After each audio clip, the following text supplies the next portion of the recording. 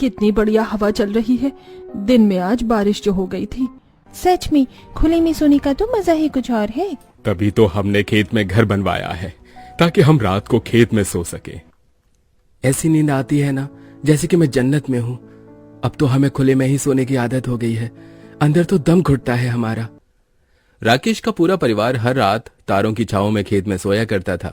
वक्त गुजरता है और कमल की शादी रवीना नाम की लड़की से हो जाती है और शादी की पहली रात। अरे भाभी चलो हम बाहर सोते हैं। कैसी बातें कर रही हो, मैं नई बहू हूँ, मैं बाहर कैसे सो सकती हूँ। बहू बाहर सोना ही पड़ेगा, वैसे भी लाइट नहीं है और अंदर तो बहुत ज्यादा गर्मी लगेगी। कैसे लोग हैं ये, नई नवेली बहू को बाहर सुला रहे हैं, पर अब लाइट भी तो नहीं है। क्या करूं, मजबूरी में हाँ ही करना पड़ेगा। भाभी सोच क्या रही हो, चलिए ना, वैसे भी बहुत थक गए हैं, अब आराम करना है हमें। अब रवीना बोलती भी तो क्या बोलती, बेचारी मन मारकर सभी के साथ बाहर सो जाती है, लेकिन पूरी रात उसे नींद नहीं आती। मुझे तो नींद ही नहीं आ रही है। सब कितने मजे से खर्राटे मारकर सो रहे हैं और एक मैं उल्लू की तरह जाग रही हूँ। ये कब सुबह होगी। बेचैनी से रवीना की पूरी रात निकल जाती है। अगली सुबह उर्मिला अपनी नई बहू से बची कुछ रस्में करवाती है। लो भाई, अब सारी रस्में पूरी हो गई, अब कोई रस्म नहीं बची है। तो जल्दी से मुझे मेरा कमरा दिखा दीजिए, मुझे थोड़ा सा आराम करना है। वो 3 नंबर का कमरा आपका है भाभी। पर तुम कमरे में जाकर करोगी क्या, हम तो कमरों का इस्तेमाल करते ही नहीं हैं। ये कमरे तो हमने बस ऐसे ही बना लिए हैं, क्योंकि हमारा सोना बैठना सब कुछ तो बाहर खेत में होता है। मैं थोड़ी देर में आराम करके वापस आ जाती हूँ। रवीना कुछ देर आराम करने के लिए कमरे में चली जाती है। रात के खाने के बाद रवीना देखती है कि आसमान में बादल हो रहे हैं और हल्की बारिश हो रही है, और ऐसे में पूजा और उर्मिला दोनों बाहर बिस्तर बिछा रही हैं। अरे ये आप क्या कर रही हैं? सोने की तैयारी कर रहे हैं, और क्या। भाभी आपको नहीं पता क्या, हम बाहर सोते हैं, कल भी तो सोए थे। लेकिन बारिश हो रही है और बारिश में कौन खेत में सोता है। हम सोते हैं बहू, और आज से नहीं, पता नहीं कितने लंबे समय से सो रहे हैं। हाँ, और अब तुम भी आदत डाल लो, क्योंकि तुम्हें भी अब हर मौसम बाहर ही सोना है। बड़ा मजा आता है बरसात में बाहर सोने में, ठंडी ठंडी हवा और टिप टिप बारिश। अब बारिश में भी सभी लोग बाहर सोते हैं, लेकिन रवीना को बहुत ही ज्यादा अनकंफर्टेबल महसूस होता है, क्योंकि उसके कपड़े भी भीग जाते हैं और उसे सर्दी महसूस होने लगती है। कैसे ससुराल वाले हैं मेरे, बारिश में खेत में सोने वाले। भगवान, कहाँ फंस गई मैं। नई नवेली बहू हूँ, कैसे बिताऊं इस रात को मैं।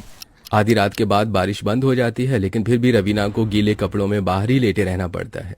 अब हर रात यही होता है। और एक सुबह, अजी वो मेरी सहेली सीमा है ना, आज वो मुझसे मिलने आ रही है, आप मुझे बाजार तक छोड़ देंगे? हाँ, छोड़ दूंगा, चलो कोई दिक्कत नहीं है। अगर आप कहें तो भाभी मैं आपके साथ चलो। नहीं नहीं, मैं चली जाऊंगी। रवीना कमल के साथ घर से बाजार जाने के लिए निकल जाती है। कमल रवीना को बाजार छोड़कर अपने काम के लिए आगे चला जाता है, और तभी वहाँ पर सीमा आ जाती है। कैसी है तू, शादी के बाद अब जाकर मिल रही है मुझसे? ठीक हूँ यार, तू बता तू कैसी है, और शादी में क्यों नहीं आई? बस यार पूछ मत, थोड़ा जरूरी काम आ गया था, इस वजह से आ ही नहीं पाई।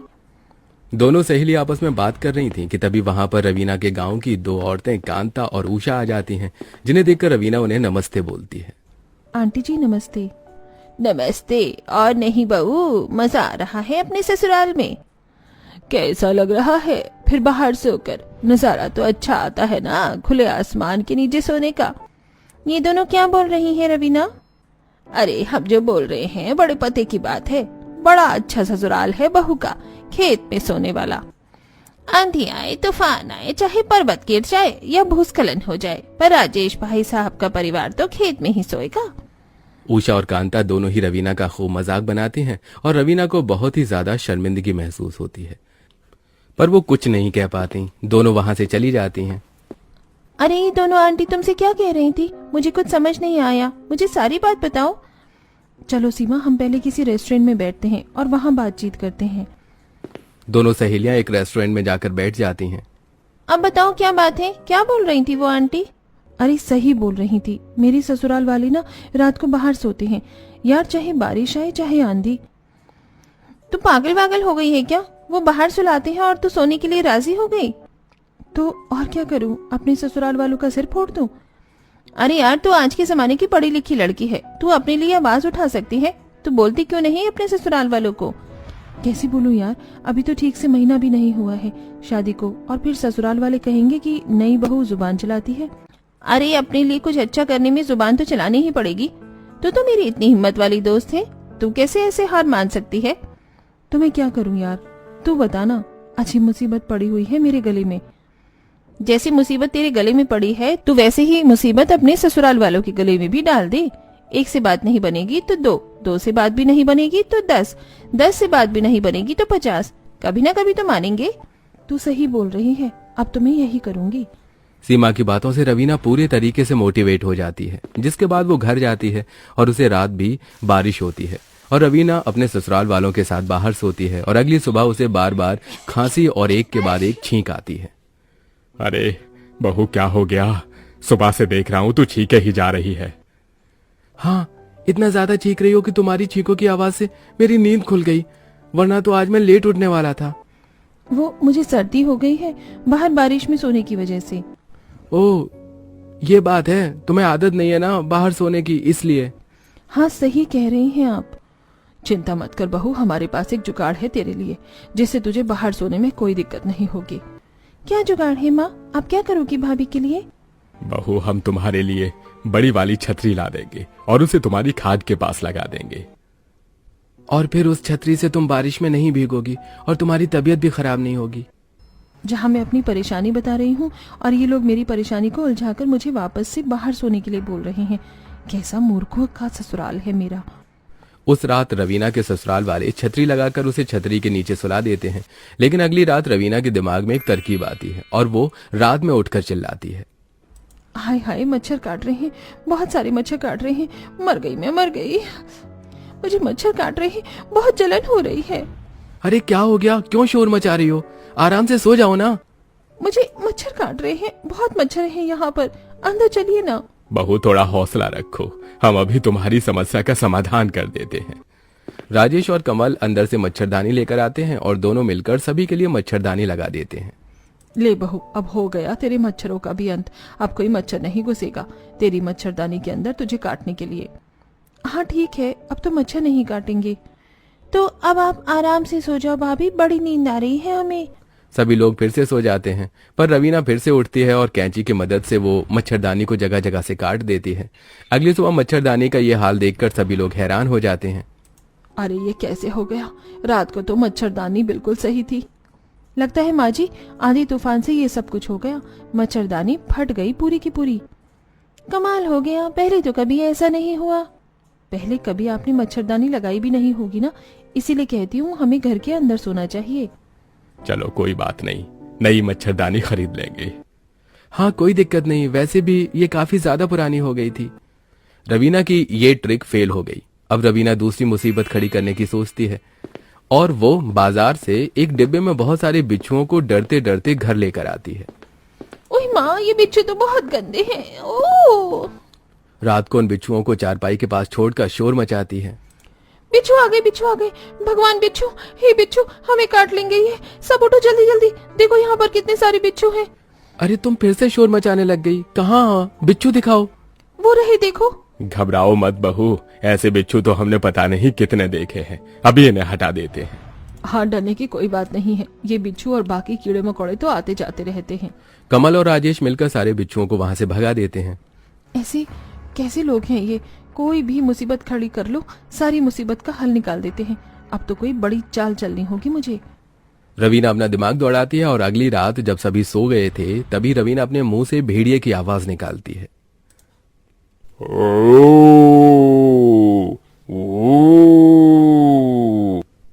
भेड़िया आ गया, भेड़िया आ गया, चलो जल्दी अंदर चले। यहाँ पर भेड़िया है, यहाँ पर सोने में खतरा है, यहाँ सोना खतरे से खाली नहीं है। भाभी, आपको हर रात क्या हो जाता है? कभी कुछ तो कभी कुछ शोर मचाती हो। अरे कहाँ है भेड़िया? हमें तो कोई आवाज नहीं आ रही भेड़िए की। ये देखो, फिर से आवाज आई। आप लोगों को अभी बोला ना भेड़िया। ये भेड़िया है या कोई रो रहा है? कितनी बुरी आवाज है इसकी। मुझे पक्का पता है कि कोई हमारे साथ मजाक कर रहा है।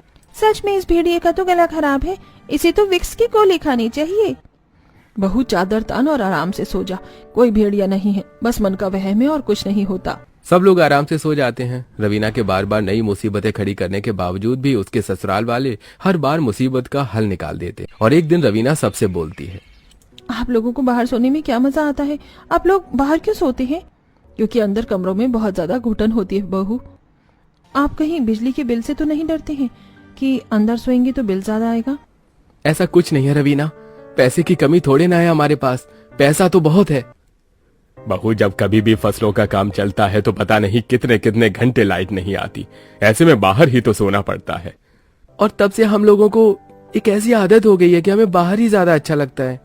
अगर लाइट जाती है तो फिर आप इन्वर्टर क्यों नहीं लगवा लेते? इन्वर्टर भी कितने घंटे निकाल देगा बहू, आखिर में हमें बाहर ही सोना पड़ेगा ना। इन लोगों को कितना भी समझा लो, बाहर सोने का तो इन्होंने मंत्र घोलकर पी लिया है, ये नहीं मानेंगे। एक रात सभी लोग खाना खा रहे हैं और राजेश बोलता है, आज बहुत तेज बारिश हो रही है, आज तो बाहर सोने में मजा आएगा। बिल्कुल सही कहा। अरे जरूरत ही क्या है बाहर सोने की, अंदर सो जाते हैं ना हम सब। भाभी अंदर कहाँ नींद आती है, कितनी गर्मी लगती है और लाइट का भी कोई भरोसा नहीं है, कब चली जाए कब आ जाए। इतने दिनों से भी तो सो ही रहे हो ना, तो अब भी सो जाओ, क्या दिक्कत है सोने में। रवीना की कुछ नहीं चलती और उसे बाहर ही सबके साथ सोना पड़ रहा था।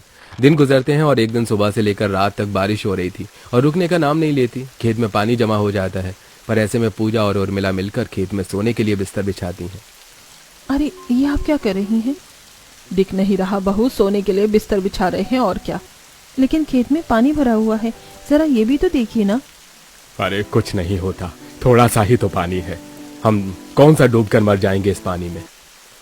और ये इतना सा पानी तो सुबह तक अपने आप गायब हो जाएगा। कैसे लोग हैं आप? पानी के साथ साथ मच्छर हैं, कीड़े मकोड़े भी हैं, आपको डर नहीं लगता है क्या?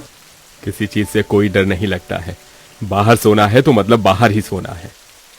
अब खेत में पानी भरा होने के बावजूद भी सभी लोग बाहर सो जाते हैं। रवीना जैसे ही खाट पर लेटती है तो गीली मिट्टी होने की वजह से खाट और अंदर चली जाती है और पानी रवीना के बदन को छूने लगता है। इस खेत में सोने से तो अच्छा है कि मैं स्विमिंग पूल में ही सो जाऊं। दिमाग खराब हो गया है, पता नहीं कैसे पागल ससुराल वाले हैं, इतने ज्यादा बेशरम लोग मैंने पहले कभी नहीं देखे। रवीना गुस्से में उठकर अपने कमरे में चली जाती है और खुद से बोलती है, बस अब बहुत हो गया, अब मुझे कुछ ऐसा करना होगा ना कि ये लोग मेरी बात को काट ही ना पाएंगे और मेरे साथ साथ ये खुद भी अंदर ही सोएंगे। रवीना सारी रात ऐसे ही सोचती रहती है और अगले दिन रवीना सभी से शर्माते हुए बोलती है, मैं आप सभी लोगों को कुछ बताना चाहती हूँ। क्या हो गया बहू, इतना क्यों शर्मा रही है? बता क्या बात है? वो बात ये है ना माँ जी कि आप दादी बनने वाली हैं, मैं पेट से हूँ। अरे वाह, सच बोल रही हो तुम रवीना, दिल खुश कर दिया यार तुमने। बहुत बहुत मुबारक हो भाभी, नन्ना मेहमान आने वाला है घर में। बहू अब घर का कोई काम मत करना, बस आराम करना और अपना खूब ख्याल रखना। रवीना की प्रेगनेंसी की बात सुनकर पूरे घर में खुशियों का माहौल बन जाता है और अब सभी लोग रवीना का खूब ख्याल रखने लगते हैं। ऐसे ही एक दिन रवीना को दिन में बहुत ज्यादा गर्मी लग रही होती है और पसीना से उसके बुरे हाल हो रहे होते हैं। हाय मैं तो मर गई, कितनी गर्मी है, मुझसे इस गर्मी में और नहीं रहा जा रहा है। अरे क्या हो गया, क्यों इतना परेशान हो रही हो? जी मुझे बहुत ज्यादा गर्मी लग रही है और लाइट भी नहीं आ रही है, आप घर में इन्वर्टर लगवा दीजिए। बस इतनी सी बात बहू, आज शाम को ही इन्वर्टर लग जाएगा, घर में तो चिंता मत कर। हाँ भाभी, आपको बिल्कुल परेशान होने की जरूरत नहीं है, लाइए मैं आपके हाथ वाले पंखे से हवा कर देती हूँ। पूजा अपनी भाभी को हाथ वाले पंखे से हवा करने लगती है और उर्मिला अपनी बहू के लिए नींबू पानी बनाकर लाती है और शाम तक घर में इन्वर्टर भी लग जाता है। लेकिन गर्मी अब और ज्यादा बढ़ जाती है और रवीना अब घर में एसी की डिमांड करती है। अगर बहू चाहती है कि घर में एसी लग जाए तो एसी भी लगवा देगी, कौन सी कमी है पैसे की घर में। ठीक है, तो मेरा एक दोस्त है, उसका काम है एसी लगाने का, मैं उससे बोल देता हूँ, वो घर में एसी लगा जाएगा। भाभी अब तो आपको बिल्कुल गर्मी नहीं लगेगी, ठंडक में आराम से सोना। हाँ बहू, अब बस परेशान नहीं होना है तुझे, तेरी आने वाली संतान एकदम भली चंगी होनी चाहिए। सब कुछ होता देखकर रवीना को बहुत अच्छा लग रहा था। रवीना जो भी बोलती थी सभी लोग उसकी बातों को मिनट में मान लेते थे। ऐसे ही एक दिन बाहर बारिश हो रही होती है और सभी लोग बाहर सोने की बात करते हैं। नहीं नहीं, मैं बाहर नहीं सोऊंगी। पर क्यों, क्या हो गया बहू, क्या दिक्कत है बाहर सोने में? अरे माँ जी, मैं बाहर कैसे सो सकती हूँ, बाहर बारिश है, अगर मुझे सर्दी जुकाम हो गया तो मेरे पेट में पल रहे बच्चे पर भी तो उसका असर होगा। बात तो सही बोल रही है भाभी। और वैसे भी डॉक्टर ने मुझे मना किया है कि मुझे ज्यादा ठंडक में या फिर खुले में ऐसी जगह से थोड़ा परहेज रखना है ताकि मेरी तबीयत खराब ना हो। तो फिर अब क्या करें, तुम ही बताओ। एक काम करो, आप सब लोग बाहर सो जाओ, मैं अंदर सो जाती हूँ। नहीं नहीं बहू, ऐसी हालत में हम तुझे अकेले अंदर कैसे छोड़ सकते हैं। एक काम करते हैं, हम बहू के साथ अंदर ही सो जाते हैं। उस दिन से सभी अंदर सोना शुरू कर देते हैं और घर में अब इन्वर्टर भी लग जाता है। और जब से सभी लोगों ने घर के अंदर सोना शुरू किया था, तब से सभी लोग एक दूसरे के साथ ज्यादा से ज्यादा वक्त बिताते थे। ऐसे ही एक दिन रात को खाना खाने के बाद सभी लोग कॉमेडी शो देख रहे थे। कितने वक्त के बाद हम सब लोग एक साथ बैठकर मस्ती मजाक कर रहे हैं। हाँ पापा, कितना बढ़िया लग रहा है ना। बाहर तो हमें इतना समय मिलता ही नहीं था। सच में परिवार के साथ बैठकर कोई चीज करने का तो अपना ही मजा है। तभी तो मैं आपसे कहती हूँ कि अंदर सोना चाहिए। भाभी जल्दी से एसी ऑन कर दो ना। रवीना जल्दी से एसी ऑन कर देती है और सब अब घर के अंदर का माहौल बिल्कुल ठंडा हो जाता है। और इस एसी की हवा में तो और भी ज्यादा मजा आता है। बाहर से भी ज्यादा अच्छा लग रहा है यहाँ पर। सब लोग हंसते मुस्कुराते हुए अक्सर दिन बिताने लगे। अब सभी लोगों का रात का खाना खाना हो, शाम की चाय पीना और ऐसी ही कई चीजें घर के अंदर चलने लगती हैं, जिससे सभी लोगों में पहले से ज्यादा एकता और प्यार बढ़ने लगता है। धीरे धीरे सभी को घर के अंदर सोना अच्छा लगने लगता है। वैसे एक बात तो है, हम इतने वक्त से बाहर सो रहे थे, हमें वहां अच्छा लगता था, लेकिन जब से हमने घर के अंदर सोना शुरू किया है तो अब हमें यहाँ पर भी अच्छा लगने लगा है। बिल्कुल सही है, और ये सब कुछ बहू की वजह से ही हुआ है। अगर वो हमें अंदर न सुलाती तो हमें पता ही नहीं चलता। बिल्कुल, भाभी को तो थैंक यू बोलना चाहिए हम सबको मिलकर। अरे ऐसी कोई बात नहीं है। बात तो बिल्कुल ऐसी है, तुम्हारी वजह से ही हम सब फिर से एक हो पाए हैं, वरना हम सब तो अलग अलग से हो गए थे। सबकी इमोशनल बातें सुनकर रवीना को अपने आप पर पछतावा होने लगता है, क्योंकि उसने सबसे अपनी प्रेगनेंसी को लेकर जो झूठ बोला था। सबका बढ़ता प्यार और अपनापन देखकर रवीना से और रहा नहीं जाता। मुझे सबको सच बता देना चाहिए। सभी बहुत ज्यादा भावुक हो रहे हैं। वैसे भी ये सच कभी ना कभी सामने आएगा। मुझे उनकी भावनाओं के साथ खिलवाड़ नहीं करना चाहिए। और वो सबको अपना सच बता देती है। बहू तुझे शर्म नहीं आई इतना बड़ा झूठ बोलते हुए? तो हम सबकी भावनाओं के साथ खिलवाड़ कर रही थी। अरे कितने सपने थे हमारे। तुझे जरा भी ख्याल नहीं आया कि हमें कैसा लगेगा सच जानकर? मुझे तुमसे ये उम्मीद नहीं थी रवीना कि तुम ऐसा कुछ करोगी। भाभी आपने बहुत गलत किया। मैं तो आपसे कभी बात भी नहीं करूंगी। प्लीज आप सब मुझे माफ कर दीजिए। मुझे अपनी गलती का एहसास है। मुझे ऐसा नहीं करना चाहिए था। मैं जानती हूँ कि मैंने झूठ का सहारा लिया, लेकिन इसके पीछे की वजह भी तो देखिए ना। मैं नहीं सो पा रही थी बाहर। मैं सबको समझा समझा कर परेशान हो गई, लेकिन कोई भी मेरी बात मानने को तैयार ही नहीं था। इसीलिए मैंने ये रास्ता चुना। रवीना के माफी मांगने के बाद सभी उसे माफ कर देते हैं। कोई बात नहीं, हमें भी थोड़ा समझना चाहिए था, लेकिन अब हमें भी अंदर सोने में अच्छा लगता है। आगे से हम सब भी एक दूसरे को समझेंगे और कोई किसी से झूठ नहीं बोलेगा। नहीं, कभी भी नहीं। इस तरह परिवार में सब ठीक हो जाता है और उस दिन के बाद से सभी अंदर सोना शुरू कर देते हैं।